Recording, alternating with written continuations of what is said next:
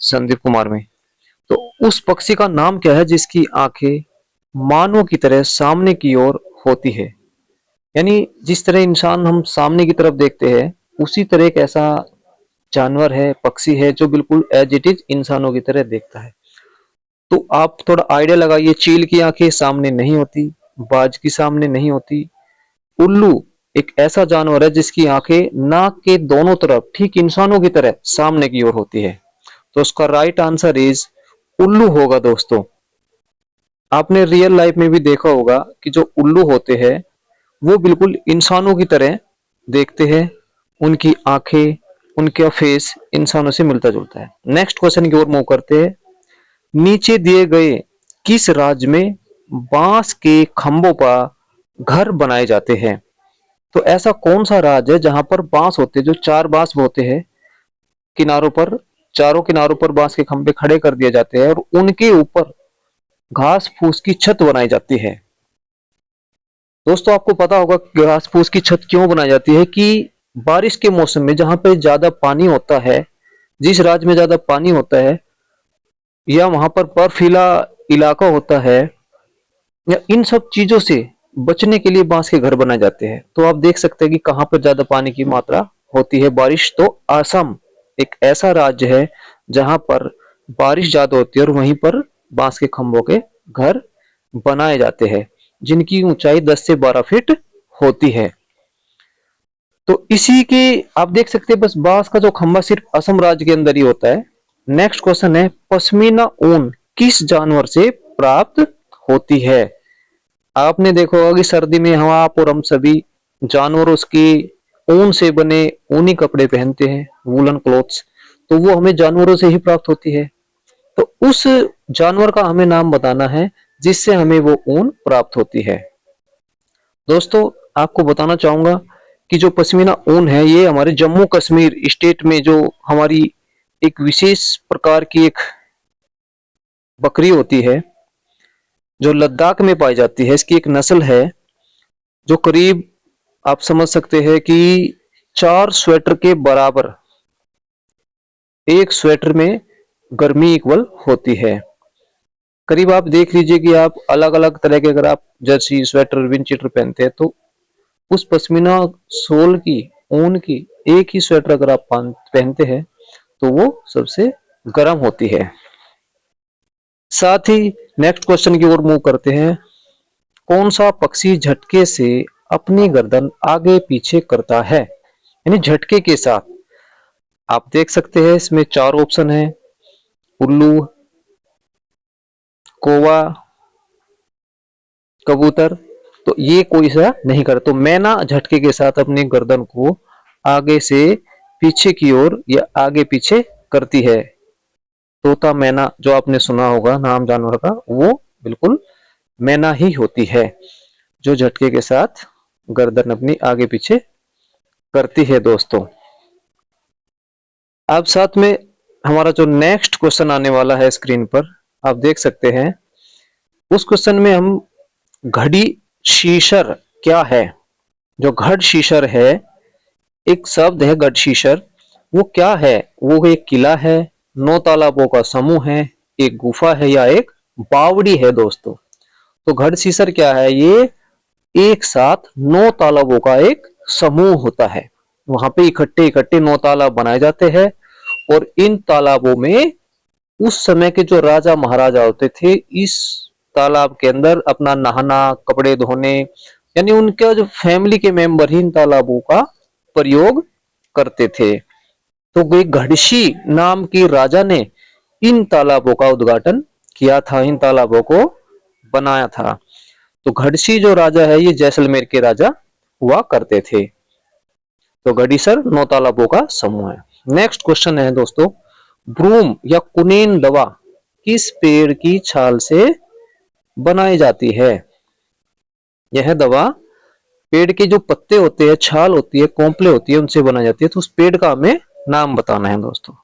आपने नीम का पेड़ देखा होगा, सिनकोना, बरगद और खेजड़ी। तो देख सकते हैं कुनीन की दवा एक विशेष प्रकार की दवा होती है जिसमें हम सिनकोना के पेड़ से इसे प्राप्त करते हैं। तो सिनकोना राइट इसका आंसर होगा। सिनकोना आपने देखो सेकंड नंबर पर बना हुआ है हमारा सिनकोना पॉइंट। अब नेक्स्ट क्वेश्चन की ओर मूव करने से पहले हम आपको बताना चाहिए कि जिस भाई ने सब्सक्राइब नहीं किया है दोस्तों, उसको सब्सक्राइब भी करते रहे साथ साथ, और वीडियो को लाइक शेयर भी करते रहे। नेक्स्ट क्वेश्चन है, केंचुए को किसानों का मित्र क्यों कहा जाता है? आपने देखा होगा जो हमारे किसान भाई है उनके खेतों में छोटे छोटे बरसात के दिनों में आपने केंचुए देखे होंगे। वो केंचुए क्या करते हैं, क्यों उनके वे फ्रेंड होते हैं दोस्तों?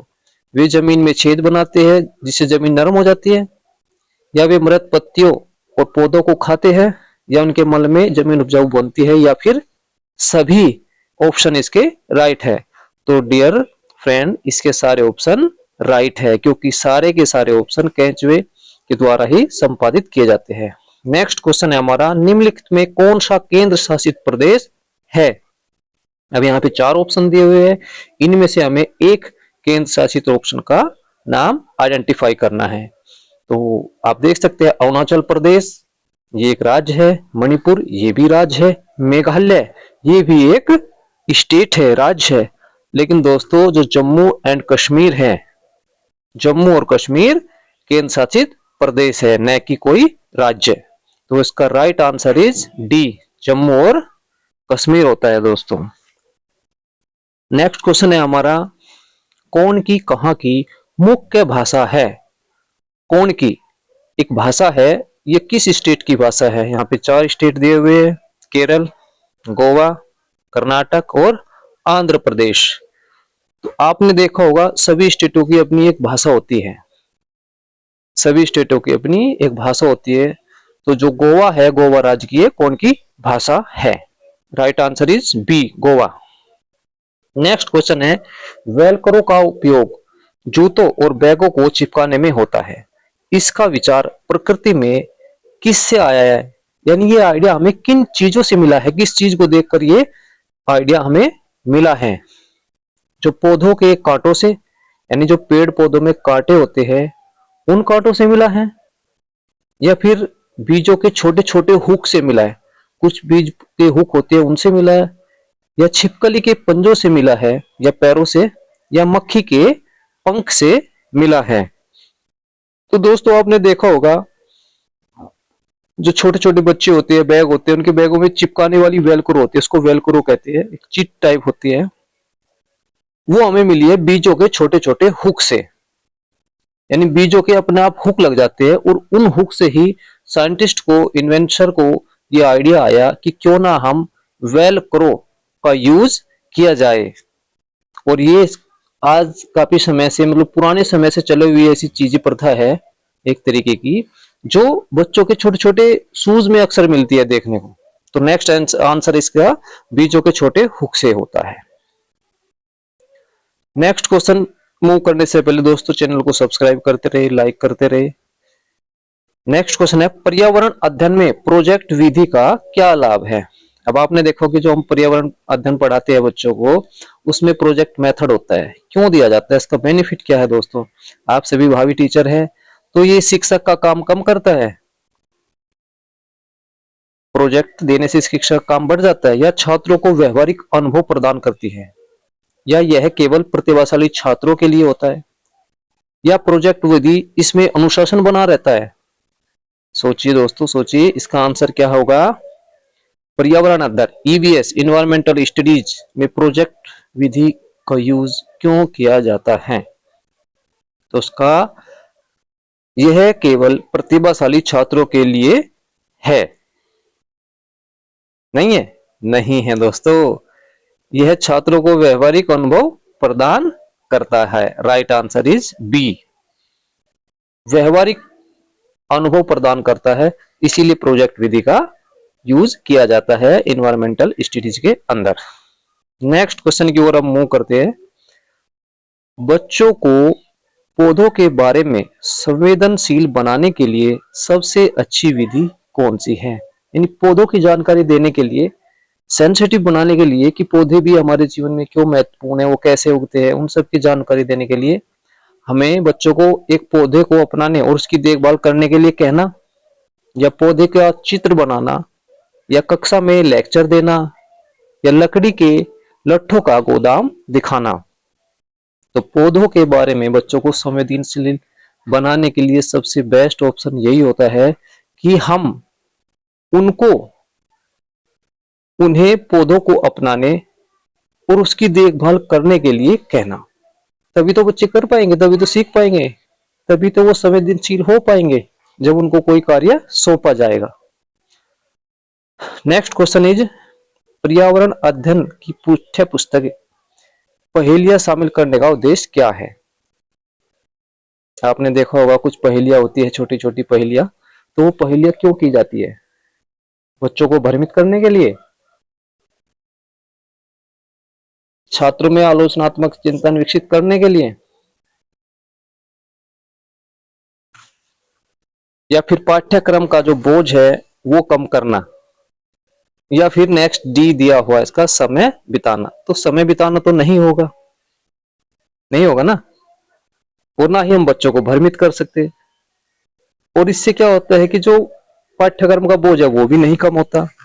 तो छात्रों में आलोचनात्मक चिंतन विकसित करने के लिए पहेलियों का प्रयोग किया जाता है ताकि क्रिटिकल थिंकिंग आए। नेक्स्ट क्वेश्चन इज, एक शिक्षक कक्षा में भोजन थीम पढ़ाते समय क्षेत्रीय व्यंजनों के बारे में चर्चा करता है, इसका उद्देश्य क्या है?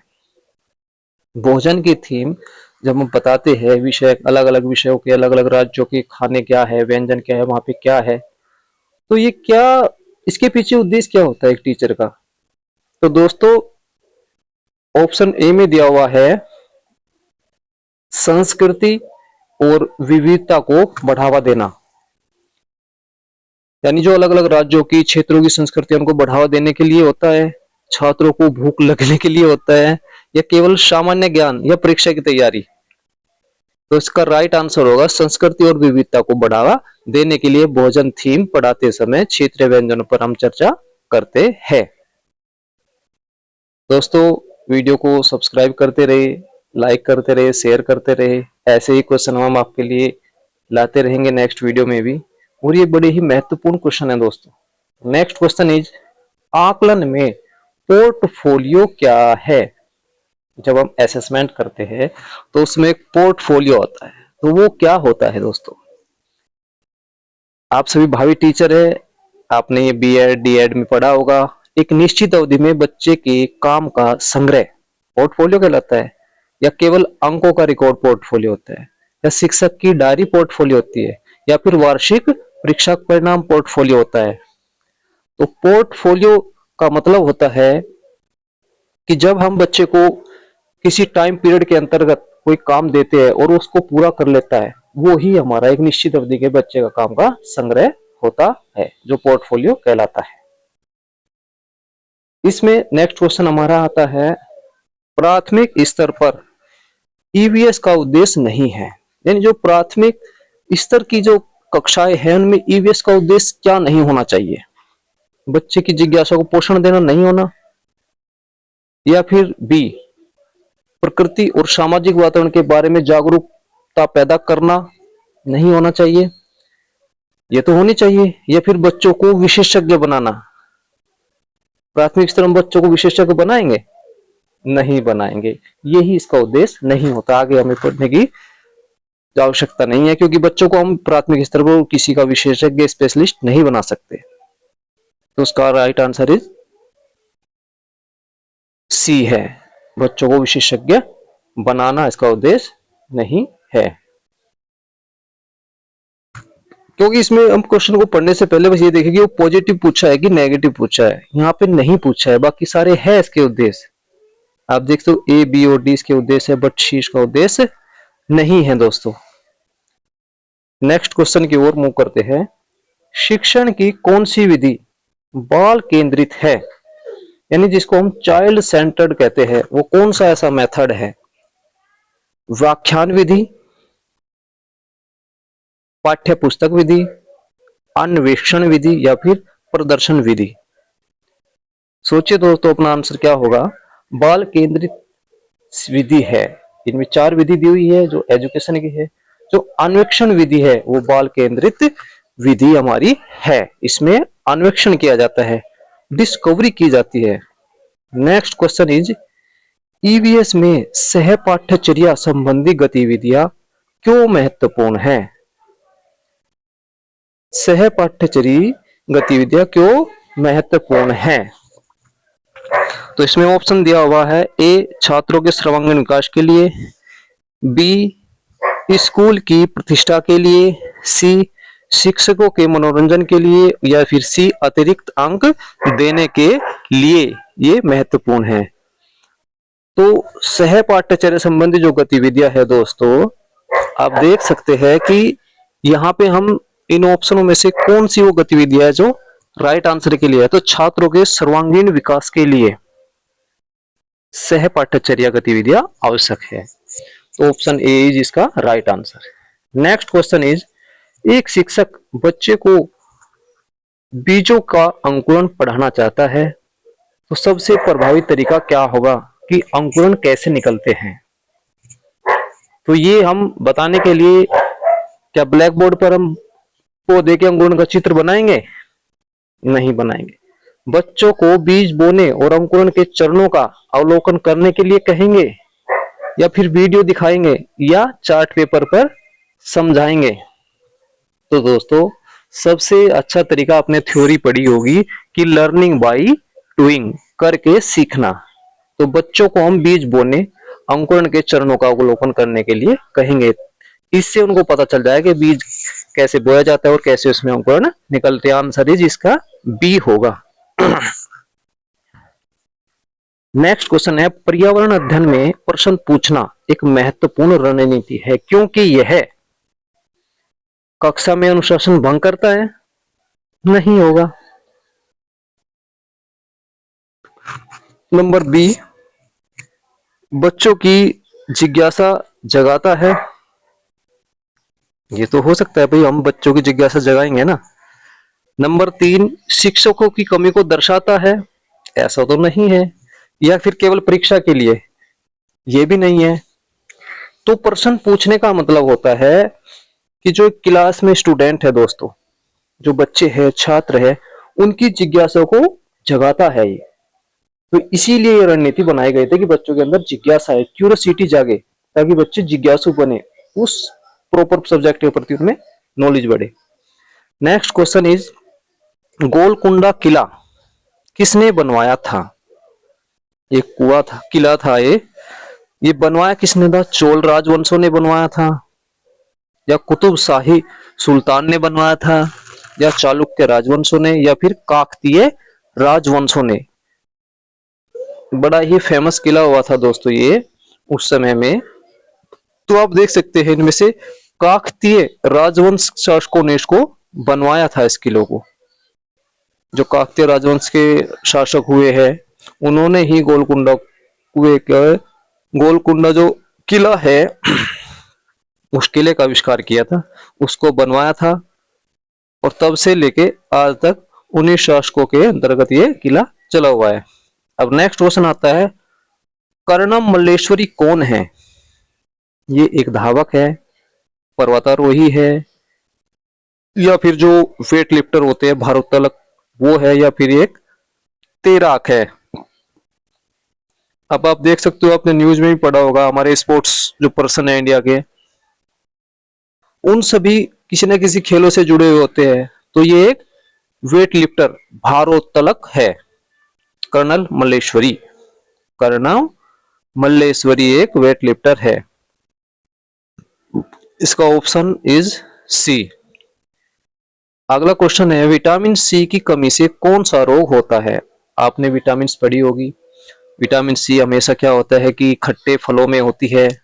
जो भी आप खट्टे फल यूज करते हो सभी में विटामिन सी होती है। और जो क्या होता है, विटामिन सी की कमी से रोतौंदी होता है, बेरी होता है, स्कर्वी होता है, या फिर एनीमिया होता है दोस्तों। तो आप समझ सकते हैं जितने भी खट्टे फल है सभी खट्टों में विटामिन सी होती है, और सी की वजह से बॉडी में स्कर्वी रोग होता है। तो ऑप्शन इसका सी। नेक्स्ट क्वेश्चन है इसका दोस्तों वलसाड स्टेशन और गांधी धाम कहाँ स्थित है? महाराष्ट्र में, राजस्थान में, गुजरात में या फिर मध्य प्रदेश में। अब आप देख सकते हो दोस्तों गांधीधाम, गांधी जी से याद आया कि गांधी जी गुजरात से थे, तो ये आप ट्रिक के साथ भी इसका ऑप्शन राइट लगा सकते हैं कि गुजरात, गुजरात इसका राइट आंसर होगा। वलसाड स्टेशन और गांधीधाम दोनों ही गुजरात राज्य में स्थित है दोस्तों। नेक्स्ट क्वेश्चन की तरफ आते हैं, झूम खेती कहाँ की जाती है? उत्तर पूर्वी राज्यों में की जाती है, या फिर केरल में की जाती है, पंजाब में की जाती है, या फिर तमिलनाडु में। तो झूम खेती दोस्तों आपने देखा होगा कि जो हमारे जंगल है, वन है, उनको जैसे जलाया जाता है, उनकी जो राखों को पखेरा जाता है, तो ये पहाड़ी एरिया में होता है। मोस्टली भारत के उत्तर पूर्वी राज्यों में झूम खेती का प्रचलन अभी भी है। तो राइट आंसर इज बी, झूम खेती उत्तर पूर्वी राज्यों में चालू है। अगला क्वेश्चन आता है दोस्तों यहाँ पे, हाथियों के झुंड में कौन फैसले लेता है? आपने देखा होगा कि जो हाथी होते हैं उनका सभी का अपने झुंड में रहते हैं, और झुंड में कोई ना कोई, तो हर झुंड का एक लीडर होता है। तो उस लीडर में फैसला कौन लेता है? सबसे बड़ा नर हाथी, सबसे बुजुर्ग हथनी, छोटा बच्चा, या कोई भी ले सकता है? कोई भी तो नहीं लेगा, छोटा बच्चा भी नहीं ले सकता है। अब ऑप्शन बी, सबसे बुजुर्ग हथनी, जो फीमेल और बुजुर्ग हथनी होगी वो ही हाथियों के झुंड के फैसले लेती है। तो इसका सही आंसर बी, सबसे बुजुर्ग हथनी हाथियों के झुंड के फैसले लेती है दोस्तों। दोस्तों चैनल को सब्सक्राइब करते रहे, लाइक करते रहे, शेयर करते रहे। नेक्स्ट क्वेश्चन आया है हमारा, तरुण भारत संघ संस्था किस से संबंधित है? आपने ये नाम सुना होगा, तरुण भारत संघ जंगल बचाने से संबंधित है, जल संरक्षण से संबंधित है, बच्चों की शिक्षा से संबंधित है, या फिर प्रदूषण रोकने से संबंधित है दोस्तों। तो तरुण भारत संघ जो संस्था है, ये जो संस्था है ये भारत में एक ऐसी संस्था है जो पानी के स्रोत है, तालाब, उनके पुनरुद्धार से संबंधित है, जल संरक्षण से संबंधित आप इसको कह सकते हो कि जितने भी जल से संबंधित वर्ग हमसे संबंधित है। नेक्स्ट क्वेश्चन हमारा आता है, समुद्र के पानी से नमक बनाने की प्रक्रिया क्या कहलाती है? आपने समुद्र का पानी देखा हो, खारा होता है, तो वो वाष्पीकरण होता है, निस्यंदन होता है, अवसादन होता है, या फिर संघनन होता है दोस्तों। आपने देखा होगा कि समुद्र के पानी से नमक बनाने की प्रक्रिया वाष्पीकरण कहलाती है। Option A is right answer है। नेक्स्ट क्वेश्चन इज, डॉल्फिन के बारे में क्या सत्य है कि डॉल्फिन जो फिश होती है वो यह केवल मीठे पानी में रहती है, या फिर यह अलग अलग तरह की आवाजें निकालकर एक दूसरों से बातें करती है, या फिर यह मछली नहीं है, या उपरोक्त सभी है? उपरोक्त सभी तो नहीं होगा, क्योंकि डॉल्फिन एक फिश है, एक मछली है, और यह अलग अलग तरह की आवाजें निकालकर एक दूसरे से बात करती है। ये इस मछली के बारे में सत्य है दोस्तों। Option B is right answer. Question 5 next आता है कि कक्षा 5 की एनसीईआरटी की पुस्तक में अल-बिरूनी का अध्याय शामिल करने का उद्देश्य क्या है? क्यों अल-बिरूनी का चैप्टर कक्षा 5 की बुक में शामिल किया गया है? इतिहास के स्रोतों के बारे में समझाने के लिए, या फिर उज्बेकिस्तान की संस्कृति बताना, या फिर जल संरक्षण के पुराने तरीकों की सराहना करना, या उपरोक्त सभी? तो अल-बिरूनी का मतलब है कि उपरोक्त सभी, इसीलिए एनसीईआरटी की बुक में शामिल किया गया है। तो दोस्तों मिलते हैं नेक्स्ट वीडियो में।